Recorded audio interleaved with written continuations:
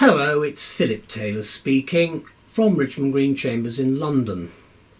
Today I'm looking at a book which has come to us from Edward Elgar Publishing Limited. They're an independent family firm of publishers. They produce some really excellent work for us in the legal research field and also for practitioners and for academics. This particular book I found again very useful. It's dealing with environmental matters again. The title of the book is Carbon Pricing. It's this book here. It's got a subtitle, Design, Experiences and Issues, and it's been edited by quite a large number of people. I'll give you their names, and I hope I pronounce the names correctly.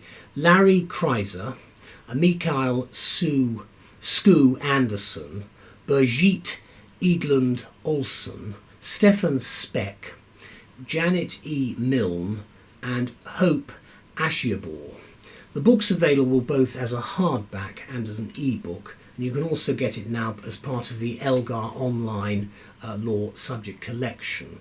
It's part of the Edward Elgar series on critical issues in environmental taxation, and this is volume 15. Now, we've given it a title, a generic title really for this and a number of books. It's another brilliant best friend from Edward Elgar, specifically for those involved with carbon pricing and environmental issues. I haven't got very much to say by way of a short review. Our review is actually on the web and in the journals, but let's have a look at the book first, and then I'll just explain briefly what we think about it. This is the front page. It's a hardback. There's the front page. That is the spine, which you can see there. Then at the back, there's some detail about the authors and some general information about carbon pricing, which of course is a very important subject today, 2015, as we look ahead and see where we're going in the future with the whole area of environmental taxation. This is the index. The index is by page numbering, so you should be able to find things pretty quickly if you're looking. Then we go right at the back. You will find in this book that at the end of each chapter there are notes, and that's the bibliographical information justifying the assertions made. The front of the book is actually here. This is the list of critical issues in environmental taxation, the actual books in the series which are listed there, the various volumes so far, the more recent ones. Then this is actually the front page of the book with a list of all of the people involved, the main editors. And then what you've got, of course, in addition to that is a lot of contributors involved. There's the detail about the online side. Then you can see the contents itself. There is, in fact, a foreword and a preface. There are 3 parts in total, that's the rest of it. Then there's some figures. Then you've got the tables, and then you've got the editorial review board, the people involved in producing this. And then after that, more people there, then the full list of contributors. Very large number, so I can't really go through them in detail. Again, you can see the second page. But a lot of people involved in this. And there's a quote: "The market is a splendid servant but a terrible master," chuckled our former colleague at Aarhus University, a man called Svend Auken, who was Denmark's longest-serving Minister in Environment and Energy and the instigator of significant environmental tax reforms in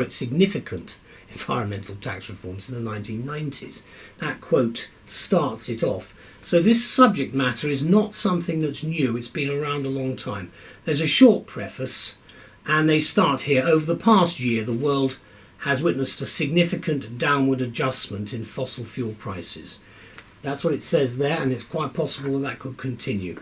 There's also then an abbreviations section, which is very helpful, 2 pages. Then you go into the various parts, the carbon taxes and emissions trading there, and then you go straight into the first of effectively the articles. Now you can see how they're structured.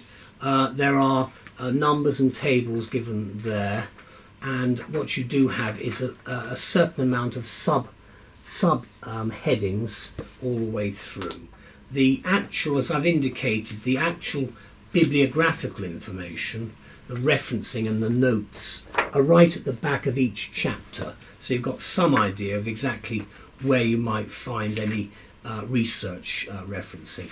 There are in fact 3 parts, as I've said. Carbon taxes and emissions trading is the first part. The second part is energy and excise taxes, and the third part is analysing policy choices. That's the difficult part, because that's where climate change comes into it, and that's where the politics, if you like, of the issue comes in.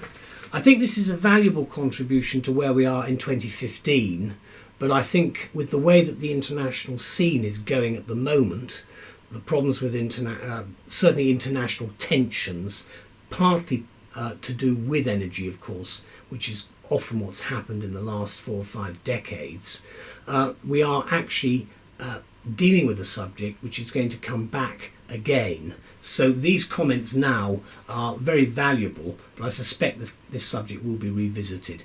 This is what the book is really about, though, from the contents that I've got, and it's carbon pricing reflects upon and further develops the ongoing and worthwhile global debate concerning how we are going to design carbon pricing, that's in other words taxation, and how to utilise the financial proceeds in the best possible way for our own societies. And of course we are in the global community, whether we like it or not.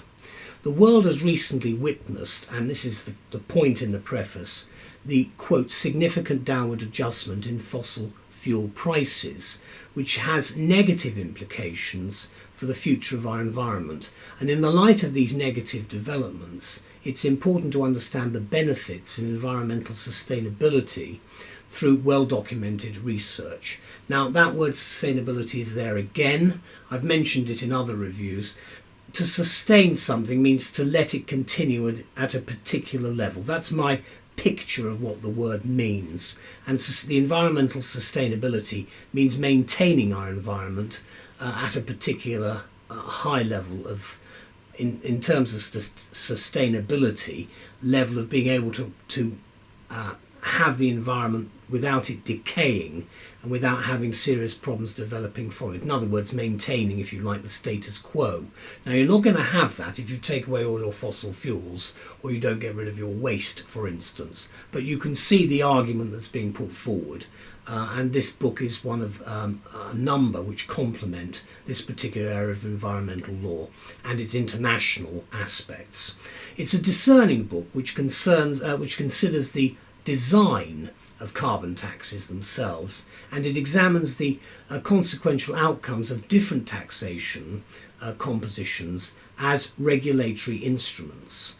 And again, because it is a government that decides this, you can see they are the ones that have the primary responsibility for getting the models right.